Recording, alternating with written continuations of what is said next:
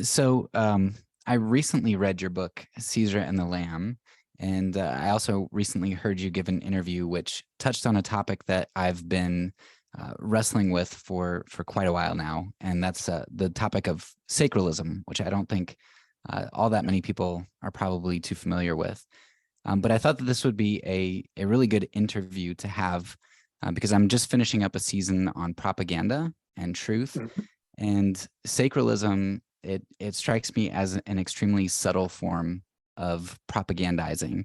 And as I've uncovered more and more of it, it seems like is particularly a form that we Christians seem susceptible to. So I want to dig into sacralism in this episode. Okay. But before we do, I would love for you to give an introduction of yourself and maybe briefly describe some of your works or your passions. Oh, thank you. It's good to be with you. I was George Kalantzis. I teach theology at Wheaton College in Chicago, in the US, and I also direct the Wheaton Center for Early Christian Studies. My work has been in patristics, that is the study of early Christianity. I work primarily in the historical setting of the early church, both doctrinal and social. And that is where this aspect of my work on the relationship between the church and society around it came. Originally, I was born and raised in Greece, in the evangelical community in Greece, and have been in Chicago now for 37 winters. That's how we count the years here. So 37 winters. Awesome. Yeah. So like I mentioned, I first came across the term sacralism just a couple years ago, and it was, I don't know if you're familiar with Leonard Verduin's work. Not that much, yes, just a little bit. Okay, well, he kind of convinced me that sacralism was really significant, and this was all happening like for me right around 2016 with the elections and just Yep. conservative Christianity in turmoil. Yep. But still, even 5 years out, 6 years out from that, sacralism just isn't a term that I see discussed. And I felt like your book talked about sacralism a lot, but I actually just tonight, I wanted to verify. I went back and I did a search through the Kindle version, and it really, you only bring up the exact term twice in your book, yet it felt like it was just steeped in it. So I think it's something that we're familiar with. We just don't know what to term it. So maybe you could define sacralism a bit and explain what it's all about, why it's important for us to see. The whole idea of so we have to think historically here, and we have, when we think about sacralism or the sacred in our time, we think of sacrament, sacred, religiosity, the gods, God, etc., very differently than the world before the Enlightenment or before the last 150, perhaps 200 years. Societies are held together by a variety of means, but fundamentally, for a society to be held together as that society and not another society, it has to have things that it has sacred. In other words, things that identify, things that form, things that educate, things that demand that members of the society behave in a particular way for a particular purpose towards a particular end. And when those behaviors, not just ideas, but also behaviors, are transgressed, then we have problems within that society. So in ancient societies, as well as now, that's what the sacralism would look like. The sacred behaviors that we hold for ourselves to be true, and without them, we're not the people who we are. So that also has consequence, right? Think of, well, in the American experience, think of what are the sacred ideas, principles, practices that we have that hold us together as one society. Think about Europe, and each European country or society has its own.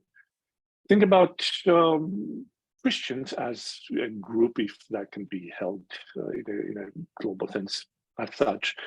What are the things that, if we're not practiced this particular way, then we have issues within the community?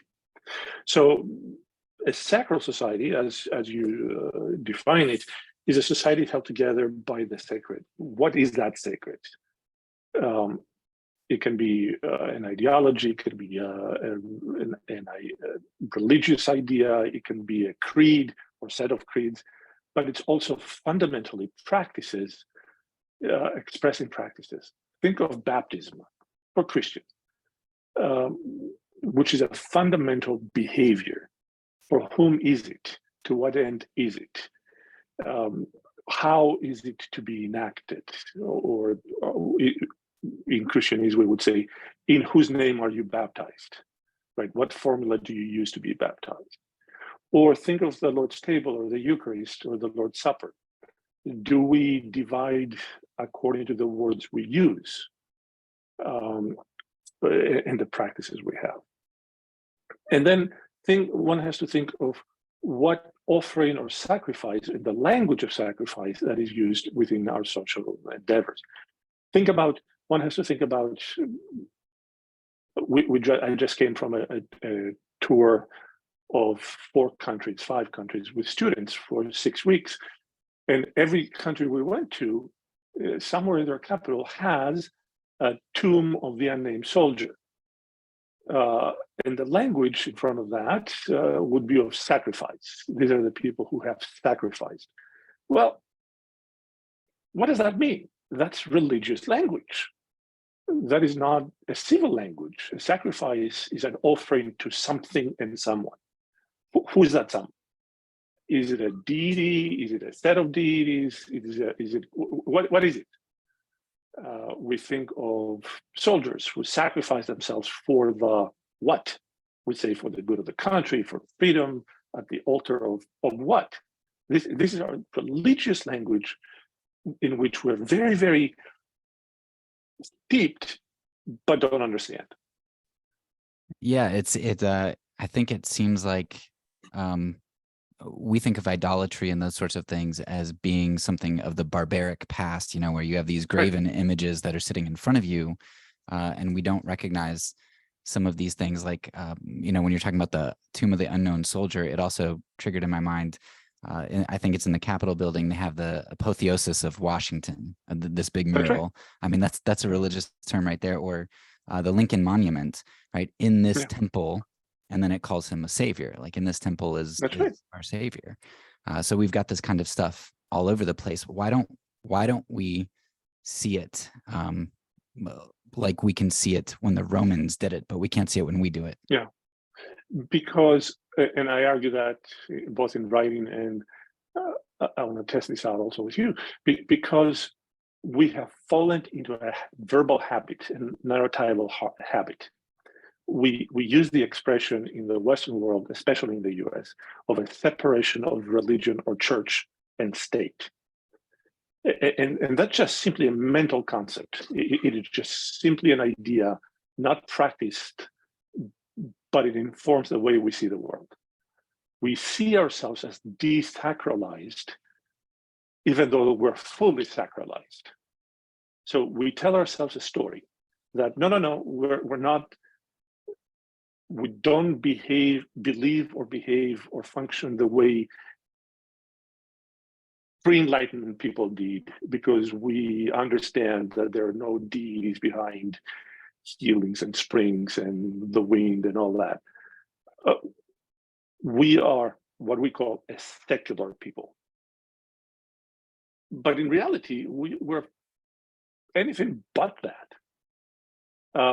I grew up in Greece, or think of football like as God intended it, like football, like proper football. Yeah, where you actually use your feet. Yeah, that's right. Yeah, that one. And think about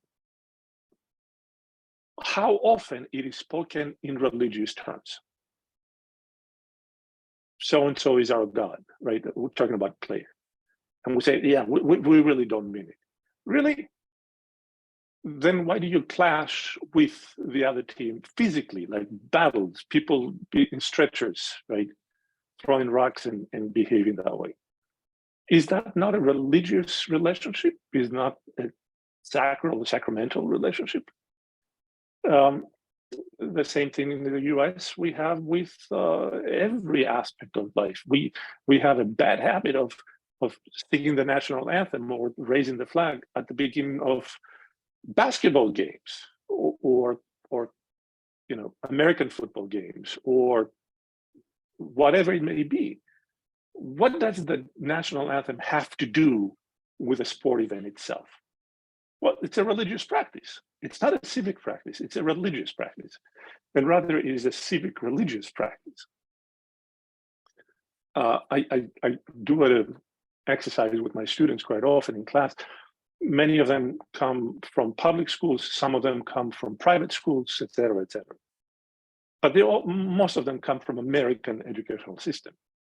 And we're in the middle of the class and say, when we talk about sacraments, and say, do you understand the concept of being formed into a people? Well, let's play a game. Can you recite the Pledge of Allegiance? They giggle for a moment and go ahead, like just go ahead. And they start, and within 3 seconds, they're in unison, right? The whole Pledge of Allegiance to the flag of the, et cetera, et cetera. They stop at the same place, they put the comma in the same place, they take the breath in there, and they finish in unison. Good, great. Now recite the creed. And everything goes array because somebody's going to start this creed, somebody's going to start that creed, the Nicene Creed, the Apostles' Creed, somebody knows it, most people don't know it, everybody perhaps knows like the first 4 words, and go. So what just happened? Do you realize that for 18 years of your life, every day you stood up and recited a creed that formed you into a particular kind of people, right? It formed you in a particular kind of people. People who can recite this pledge. But it's more than that. What did you do for 18 years every day of your school life? You pledge allegiance to the flag and to the republic for which it stands. But let's stay in the first part. If you take a, I don't know, Nepalese flag in class, right? Print it in paper, bring it to class, and rip it apart. Just rip the flag. Some would go, why are you doing this? You shouldn't be doing this. But yeah, okay. Most people go, I don't really care. And then you take a, I don't know, pick a Canadian flag, right? And you do the same. People go, meh. I mean, they're Canadians, they don't care anyway. And then you take an American flag and you rip it. And then you have that right here. It's like a punch in the gut, right? Why? Because every day for 18 years, you pledge allegiance to that thing. Yeah. That's how it works. Yeah, there's another section in your book where you talk about the main reasons that people in ancient times would sacrifice to the gods. You talk about honoring them, expressing gratitude, and obtaining some benefit. And so when you're talking about the pledge here and what's going on just internally, even if they don't realize how they're being shaped over 18 years, they've got these mantras of pledging allegiance, it's a republic, there's freedom, there are all of these things that are wrapped up in it. And so, there's this idea that you have to honor, express gratitude, and obtain some benefit, which reminds me so much of the Lord's prayer, our Father who art in heaven, give us our daily bread, all that stuff. But what's really fascinating to me is that I'm a Protestant. And as an evangelical Protestant, a Reformed Protestant, I've heard a lot of people speaking against Catholicism for most of my life, and the Orthodox Church now that I'm here in Romania, and they say, you know, they have icons in their church. That's idolatry. There's no distinction between veneration and worship. Veneration is worship. And then you get to the flag and you get to these other emblems of the United States. And all of a sudden, it seems like there is a distinction for a lot of evangelical conservative Protestants between veneration and worship. They just only make that distinction when it comes to the state.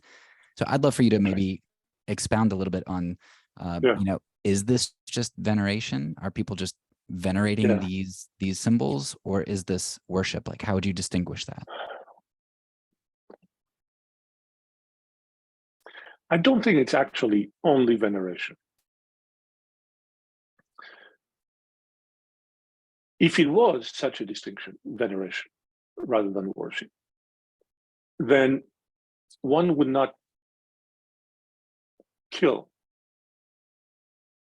on behalf of that one venerates, not worships. That's different. One would not put oneself in the place of being killed for that, right? So what do we see here? We see what we call Christian nationalism.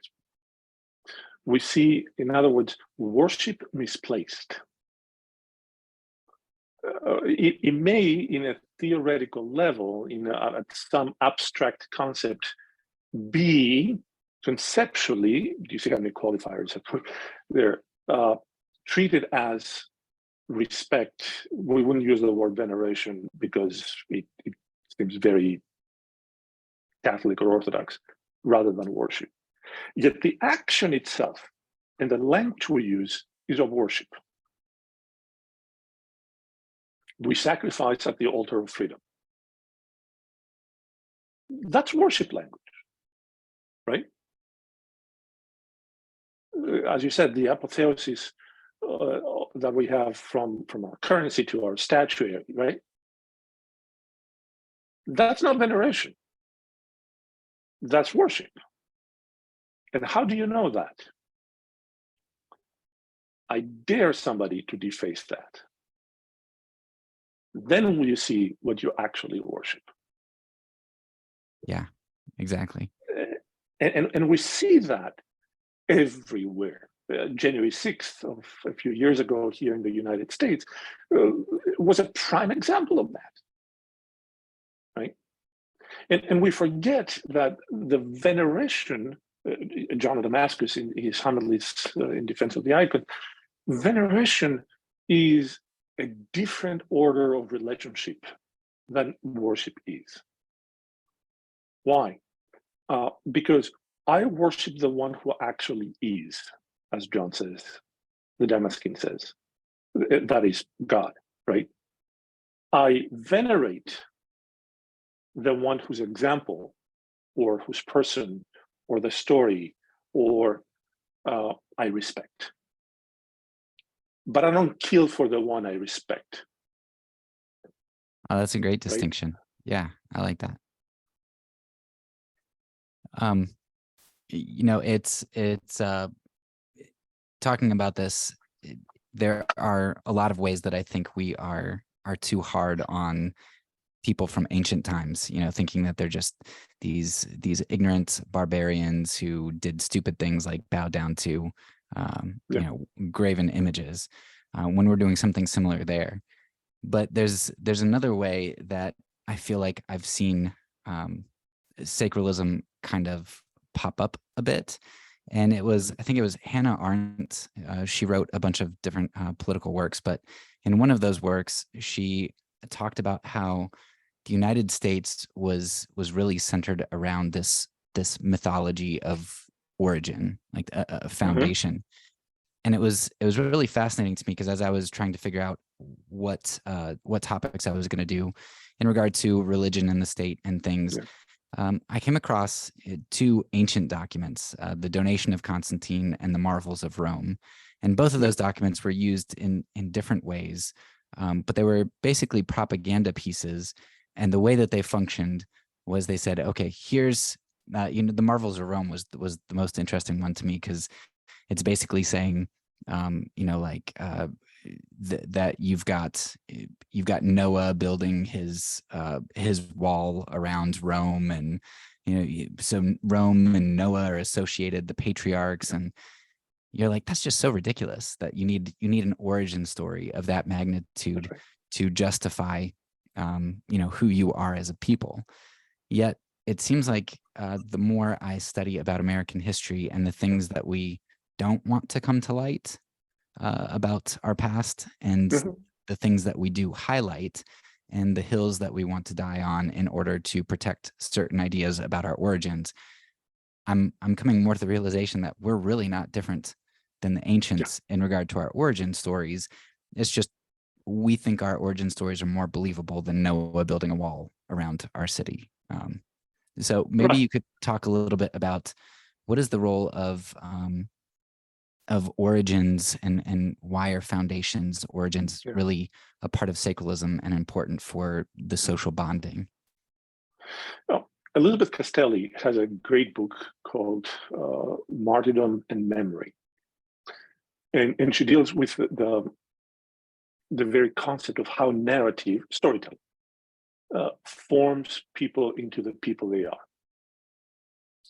It's a wonderful book, and I highly suggest. And she has a section in the beginning of the book on myth, history, fact. Right. And as she goes through the story of myth, we use the word myth as fantasy, as Disney, as something that comes out of, imagination. But myth throughout the human history is storytelling that has a purpose. And Castelli says very clearly,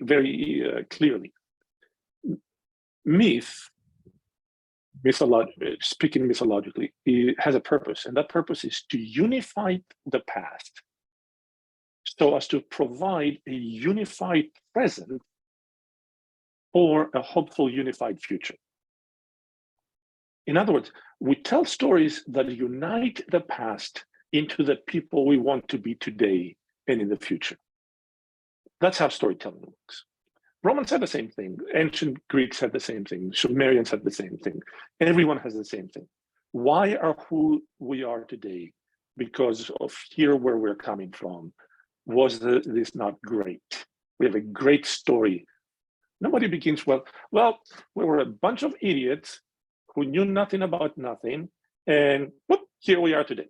Like, that's not how this works. It says, we were humble in our beginnings.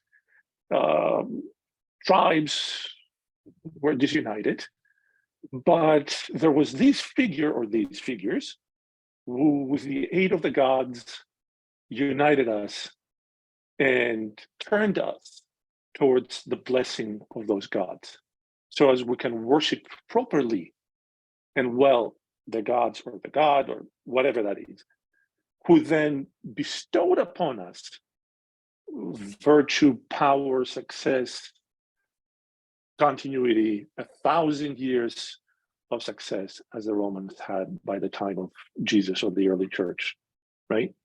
And therefore, we are in a close connection with those gods or that god or that deity in a proper way.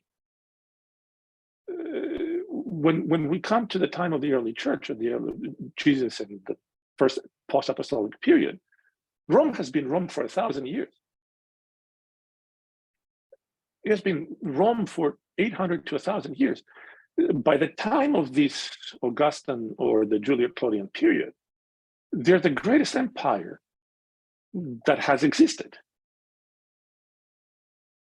Why? Well, because the gods showed their favor on us. Why? Because there were these two brothers who united us around the worship of those gods. And therefore, the favor of the gods came to us.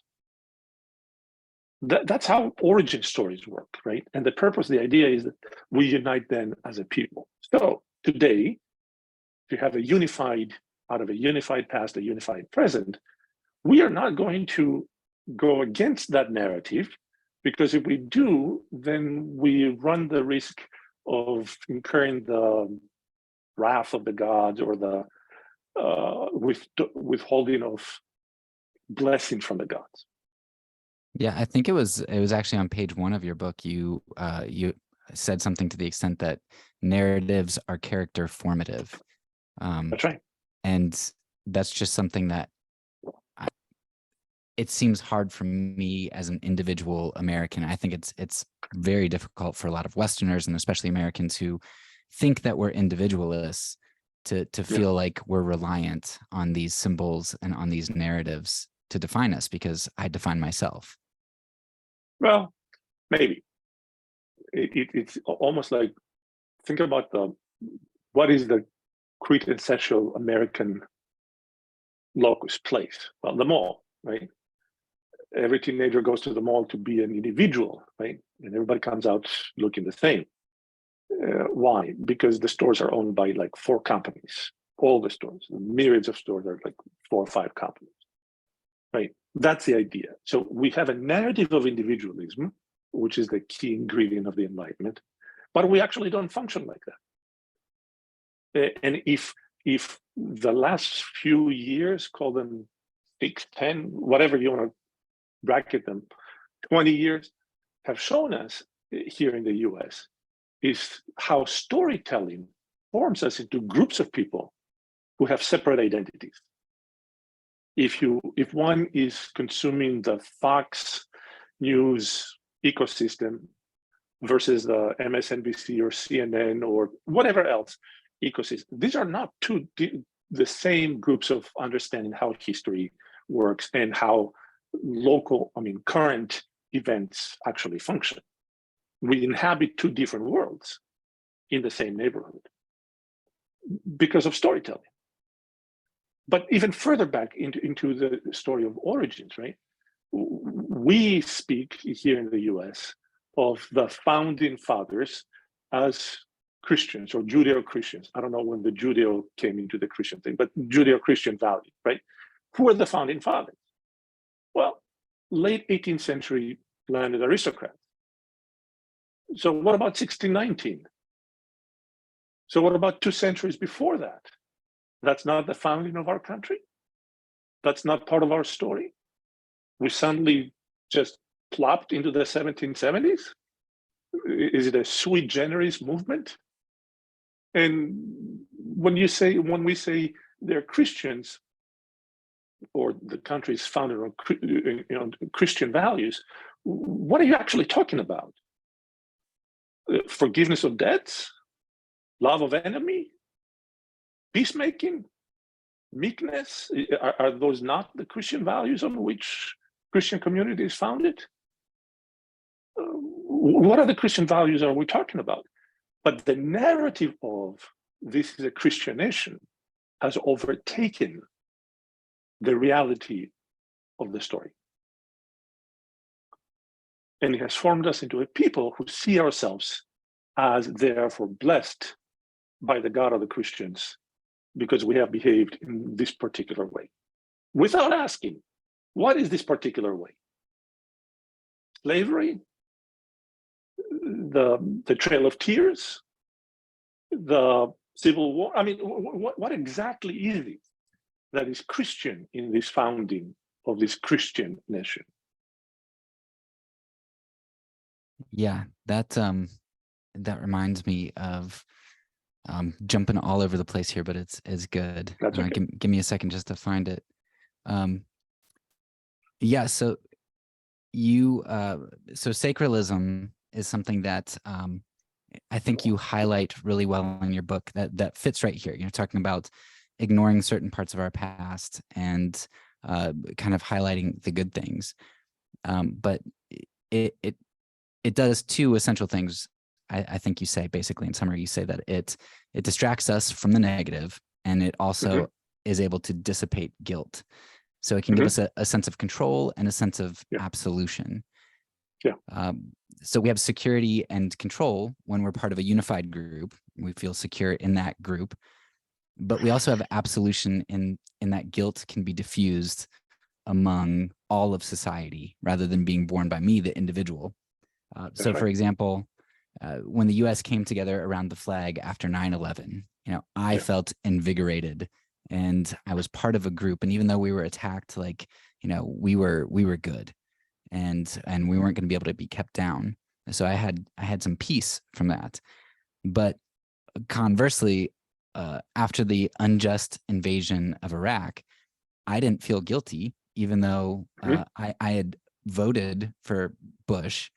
I didn't feel guilty over a problematic invasion of Iraq that killed hundreds of thousands, tens of thousands of people, because I didn't order the invasion. So I was able to have my guilt kind of assuaged a bit through that.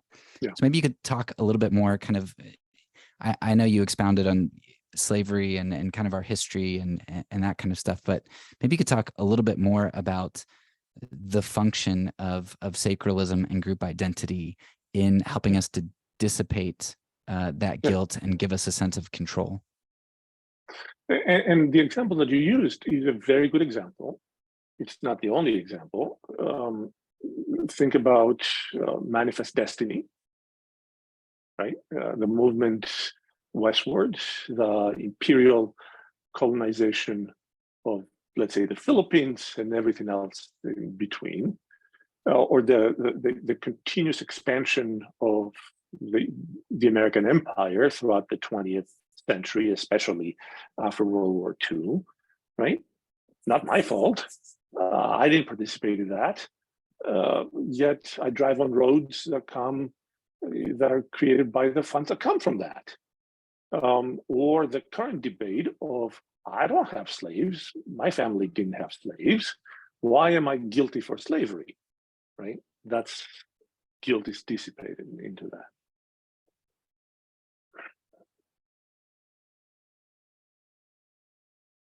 Have we noticed in the Lord's Prayer that the petition to forgive our sins is in the plural? And forgive us our sins as we forgive those who trespass against us, who sin against us. See, the scriptures, one of the things that the trick that English plays on us is that we're not an inflected language. We don't have, for us, the singular and the plural, second person is the same. You, singular and plural. In the New Testament, in Greek, it's vastly different. It's plural and singular two different words. The vast majority of the New Testament, with a very few personal exceptions, is plural. It's not singular. Therefore, the understanding of sin as communal, as social, and therefore the results of that as a social expression in which I participate in that group identity are ever present. In our linguistic idiom, that is also dissipated both by the idea that at some place I'm not responsible for the system, even though I voted for the system, or I participate in the system, or I benefit in the system, or whatever it is. And it's not my doing, it's somebody else's doing. So I rarely question, where do my tax dollars go?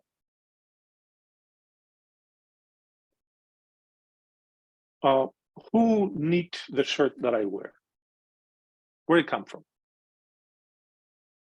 That's part of the social responsibility that somehow I'm trying to avoid. Because if I start asking those questions, then I cannot escape the responsibility.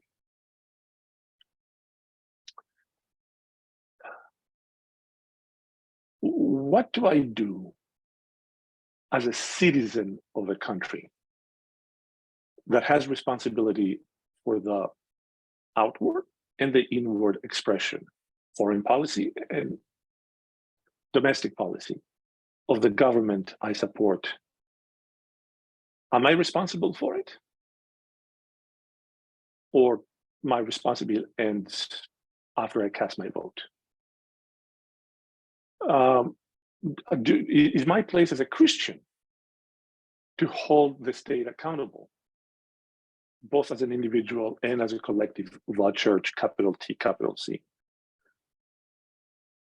The government, many of our friends are quick to point, government is appointed by God, but government is appointed by God for a particular purpose, and that is to enact the justice of God, right? Not any justice anywhere, the justice of God. So what is the purpose of the church? The purpose of the church is to hold governments accountable to the justice for which they have been appointed. That's not their justice, that is the justice of God.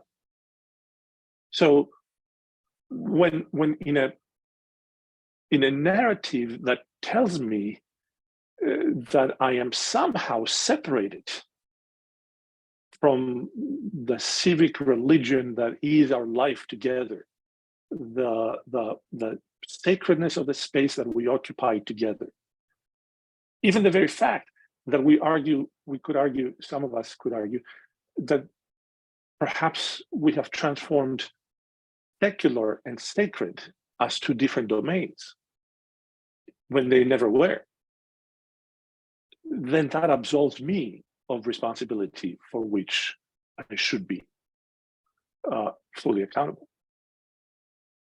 In a second edition of this book, Caesar and the Lamb, that's coming out in a year's time or so, less than a year from now, I have an addendum. I play out with the idea of penance, the medieval concept of penance for those who come back from military campaigns, and I add to that civic administration. Throughout the history of the church, there was an understanding that war is traumatic. We're coming again back to this after Vietnam War, after Desert Storm, etc. Now we have language to use, PTSD and other. But in medieval times, they didn't have that, or in late antique times, they didn't have that vocabulary.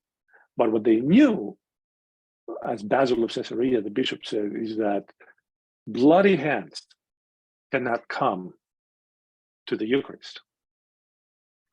So they had a period of time for penance where combatants would need to be, it was not punitive, it was pastoral care. Need to work through confession and pastoral care to cleanse themselves, to come back to the table. And I play with the idea, I want to propose for us, especially as evangelicals, especially as Protestants, a reimagining of that category and of that practice, in which those who come back from military campaigns, we don't throw parades for them as churches, but we rather welcome them into a period of penance. Not just them, but we invite ourselves as churches to enter that period of penance with them. Why? Because it's our action or inaction that made it requirement for them to go to war. Do you see how this works? Yeah, no, I think that's beautiful, the action or inaction, because I think it's very easy, if you go one route and you vote and do all of this stuff, you can say, well, I did my job. But if you abstain, you can say, well, I didn't participate in contributing to this war, but really it's all of us as a collective responsibility. There's no more clear example than the Kuwait, the Desert Storm. Now it's ancient history, but it's like 30 years ago, right? 500,000 troops gathered at the borders of Kuwait to what was the excuse? Restore freedom. And I remember Cornel West asked a question. So if the product of Kuwait was not oil, but chrysanthemums, would we have invaded? Yeah, of course not. No, I mean, the answer is like clearly not, right? If they produce artichokes and chrysanthemums, we will not have invaded. we would not have sent 500,000 troops in. But why did we send them in? Because I want to drive a car that consumes, a lot of gas, but I want to pay cheaply for it. I want cheap gas for my big car, so I send people to war. And Iraqi lives were cheap. That's right. For us, yeah. And our lives, and American lives were cheap. American lives were cheap. Iraqi lives were cheap. Afghani lives were cheap, right? Syrian lives are cheap. Migrant lives are less than cheap. Why? Because I want to have fruit, produce that is very cheap, inexpensive. So am I not culpable for that? Yeah. So one of the things that that was touched on quite a bit there was in regard to we had mentioned voting a number of times. So I'd like to talk about voting as from kind of two angles. One angle is voting as a sacral act. In the book, you have a quote. You say, "The piety of the Roman was civic, communal, and public, which is why Roman society grew increasingly suspicious of religious practices that advocated the role of personal belief, private piety, and secret rituals." So you think about voting, and to me, it seems like a very clearly sacral act. You go in, you get a sticker, you plop that sticker on, you put it on social media, and I participated, and I abstained from the last election. And from the election before, I voted for like a third party candidate. And when I voted for the third party candidate, people didn't like that. They thought I was being immoral for throwing my vote away. But man, when I abstained, they just that is immoral to do that. I hear that. So I would love for you to talk a little bit about the sacral act of voting.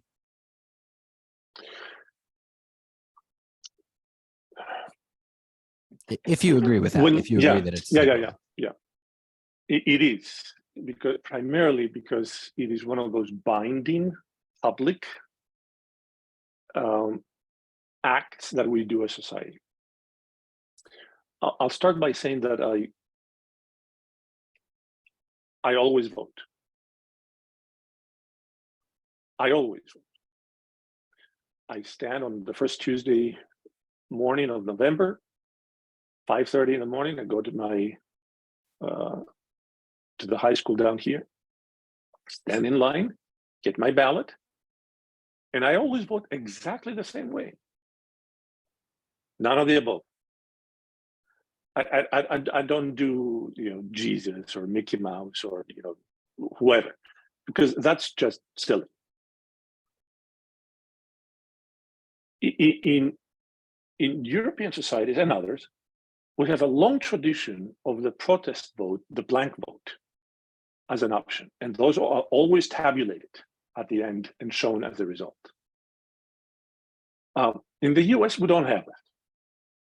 We have a forced choice between two options that, I'm going to use the word the system in quotation marks, has already presented to us as the only two viable options. Rarely a third one, never to be considered seriously, simply as a spoiler. But that very act of choosing between the lesser of two evils is still choosing evil. Do you see? But I always participate by going in and rejecting that option. None of the above. Why? Because then I cannot be accused of, well, you were too lazy to go and vote, or you don't take this seriously. I take it very, very seriously. I take it more seriously than the peer pressure or the community pressure of voting for this for X, Y, and Z reasons, or that one for the other A, B, and C reasons, right? If I have to choose between two evils, I choose no evil. Now, okay, what did you gain by doing that? Well, in my little one vote way, nothing other than the right to be part in the discussions, political discussions, when we talk about our common life together. Because if you sit on my couch and go, nah, better sleep another half hour, I haven't earned the right to speak. Right? I have stood in line. I have rejected in public the options that have been given to me. But imagine if like 50 million evangelicals did this. If 50 million evangelicals, or however many we are, went into the voting booth and wrote none of the above. Not Jesus, not Mickey Mouse, not, none of the above. Wouldn't somebody notice that? And one may not affect that election cycle because those will be taken aside. But what about the next one? Have you noticed that we evangelicals are now a marketable bloc? How will the evangelicals vote, right? You go, wait a minute, what? This is a marketable group to whom we need to create this set of language and advertisement and appeals so that they may support our narrative and our candidate for our benefit. It's no different than Coke does and beer companies do. It's the same exact idea. You have the 18 to 24 demographic, you have the 30 to 50 demographic, you have the evangelicals. It's the same thing, right? But what would happen if evangelicals, Christians, those who claim, the Lordship of Christ, said, none of this is acceptable for a simple reason. None of them is enacting the justice of God. Yeah, what you said there, that line of thinking is exactly what got me down this path when in the 2016 election, when it finally hit me that, man, I'm choosing between a lesser evil. And then it struck me that, well, that's not really a Christian ethic to do that, is it? That's right. So there has to be some moral option. Yeah. Like what is my moral option? And when I started going down that route, I recognized how steeped in consequentialist ethics we evangelicals are, even though we talk about integrity and doing the right thing no matter what it costs you. That just isn't how it really plays out for our moral ethic, it seems. No, because most of our yearning for 50, 70 years, and there are a lot of books that have been written recently on that, and one can find them and pursue them. The history of evangelicalism, or I worked in after the Second World War, has singularly been about power. It hasn't been about justice. It has been about power. Political power, social power, economic power, academic power, whatever power, but it has been about power. So I'm going to vote for the one who's going to give me more power, right? I even heard a famous evangelical leader within the evangelical world say, "We're tired of being the punching bag." And I was about to send him a Bible and ask him to highlight where that actually principle comes from.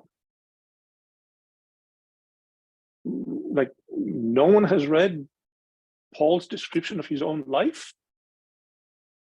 No one has read the life, like Jesus. I mean, the idea of that we are tired of being a punching bag is so anti-Christian as to be singularly pagan. It's idolatry. Because fundamentally, it dismisses the sovereignty of Christ. I couldn't agree more. I want to try to wrap this up in the next 10 Okay, minutes. sure. I've got two more questions for you, Okay, and you can take as long as you want yeah. on them. But these are the last two. Uh, one of the things that kind of that struck me in here was you had a quote Mhm. that says, Roman religion was not concerned with distinguishing true from false beliefs. It was simply the proper Yeah, behavior that characterized the life yeah. of the Roman citizen. And when I try to think about how I would used to think about these sorts of things when I'm doing this conversation, and just I think 10 years ago, I would feel like, okay, yeah, maybe saying a pledge of allegiance every day in school is a little crazy. It's a little bit too much. But I think I would struggle with this idea that I really am idolatrous to a certain extent. And I think that's because it seems to me like evangelicalism a lot of times tends to be so much about orthodoxy and I mean hence all the denominationalism, but it's so much about right belief and a lot less about right practice. But That's right. one of the things that stuck out to me when I first started studying propaganda, reading Jacques Ellul Mhm. and his book on propaganda, he said, "Look, propagandists, they don't care what you believe; they That's right. care what you do." And That's so right. he gives the example. He can say, you can say all you want that you don't believe their propaganda, but if you go out and buy their product, they don't care what you believe. and That's and right. so we have sort of these two sets, these things that we say we believe and these things that we show we believe, which is That's right. akin to what James tells us. Yeah. I'd love for you in just a couple minutes, which I don't know if that's Yeah. possible, but to talk a little bit about all this sacralism that we talked about. um, Yeah. how does that fit in with our problem with orthopraxy and our elevation Yeah. of orthodoxy? How does the sacralism get us to do things that we Yeah. say we don't believe in? Religio was re ligare, to bind together for the Romans, for the Greeks and the Romans, right? To bind a community together. So it was based on practices. In the last 1800 years, it has transitioned from a social um, binding together to an interiorization. It's about what you believe up here. That's clearly can be seen happening in the 15th century and 16th centuries, right? So from a social orthopraxis, right? How do you know I'm a Christian? By the way I live my life. To how do you know I'm a Christian? By what I confess with my mouth, right? That movement then led to a privatization of religion. And if religion is private, then religion is relative. Your religion, my religion, doesn't matter as long as we, do this thing together. So the full circle comes around, which is the social thing together. I leave you in peace, you leave me in peace. We have a good fence in our yards, and we're good, right? The movement to creedal confessions are signs of who we are, rather than lived out faith, is also part of a linguistic narrative. Because in English, we have from Latin English especially, we have two words that sound as different: belief and faith. In Greek, pistis is the root word for both. Faith, pistis, is fides, what the Latin would have fides, right? Every Roman general, at the elevation of the commission, would have a ring with the word fides on it. The emperor doesn't care what gods you worship, are you faithful? Belief is faithfulness.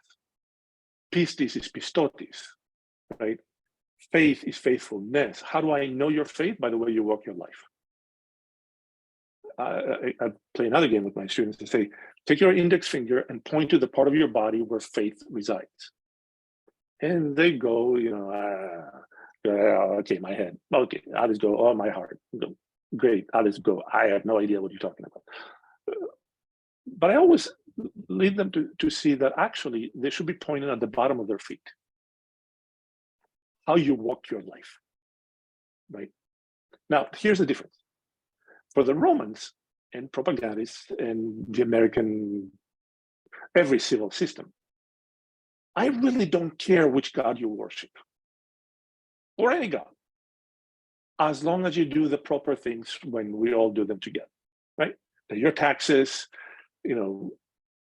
stand for the national anthem, do whatever it is that we do together to say we're one people, right?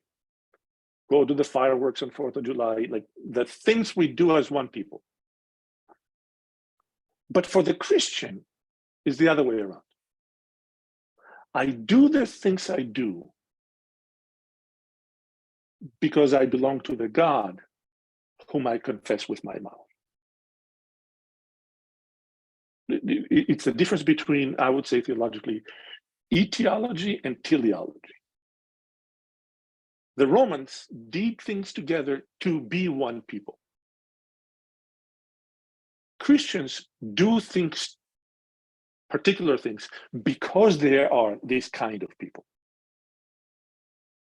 Oh, that's really fascinating because the conclusion that I've drawn and kind of the culmination of the season is I'm not just looking at propaganda, but I want to look at, okay, well, what does that mean for us positively? How do we act? And my conclusion has been that the answer to propaganda is discipleship. I think discipleship is the antithesis of propaganda. But at the same time, sometimes it's hard to distinguish, because if you're saying, well, the antithesis of propaganda is to get yourself in an echo chamber in a community that is going to teach you the right things, that just sounds like alternative forms of propaganda. But the way that you just described that is in the direction of where you start from. That seems like it makes a very big difference in propaganda versus discipleship. Absolutely. Why do Christians feed the hungry? Because that's what Christians do. That's etiology, right? That's causal. Why are Christians peacekeepers, peacemakers? Because that's what Christians do, right? Not so that we may have peace in society. That's teleology, right? So Christian peacemaking would be interested or begin in justice, in the protection of the oppressed, in standing against the oppressor, right?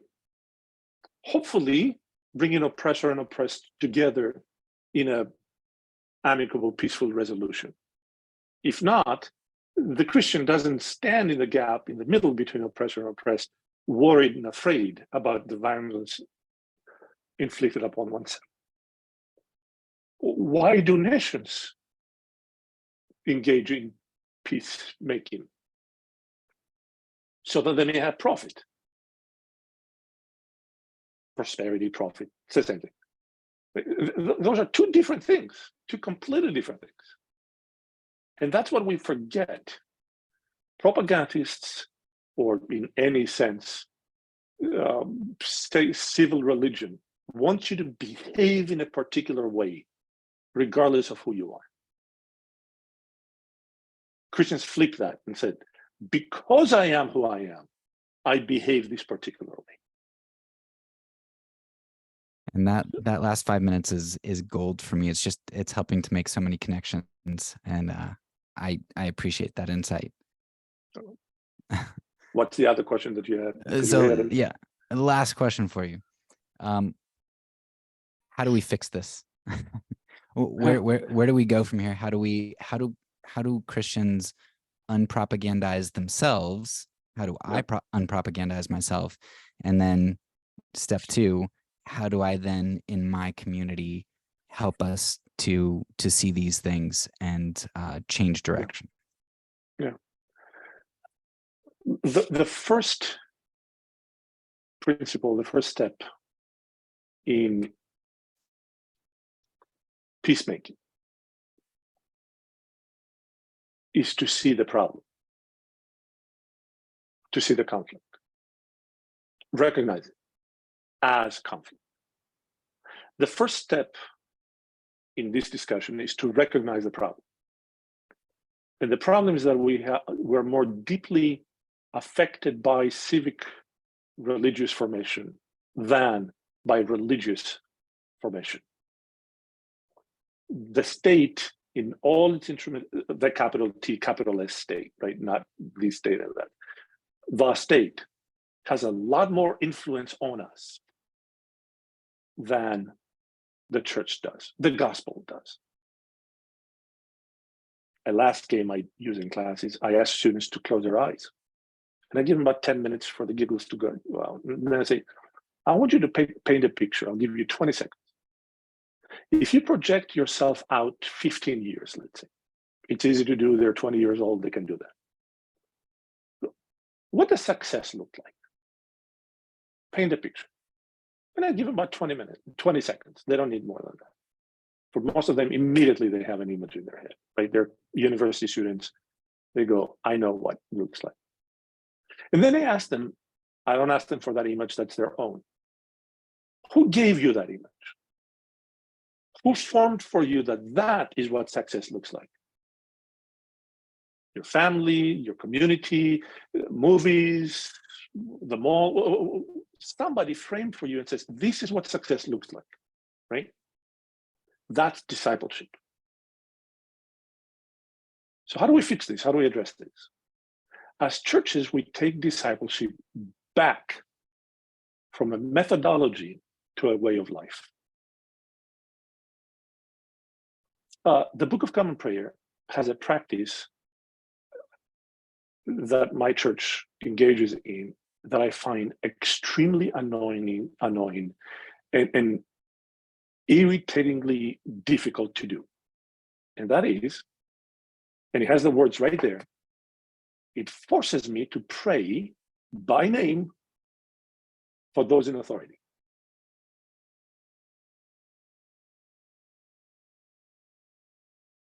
Whether I agree with them or not, it forces me by name to pray for President so-and-so and Governor so-and-so. That forces me to move outside of my likes and dislikes and to pray for the one who is in that seat of authority to enact the justice of God. That's discipline. And I'm not good at it. So every Sunday, I have to be forced by my church in writing to enter it.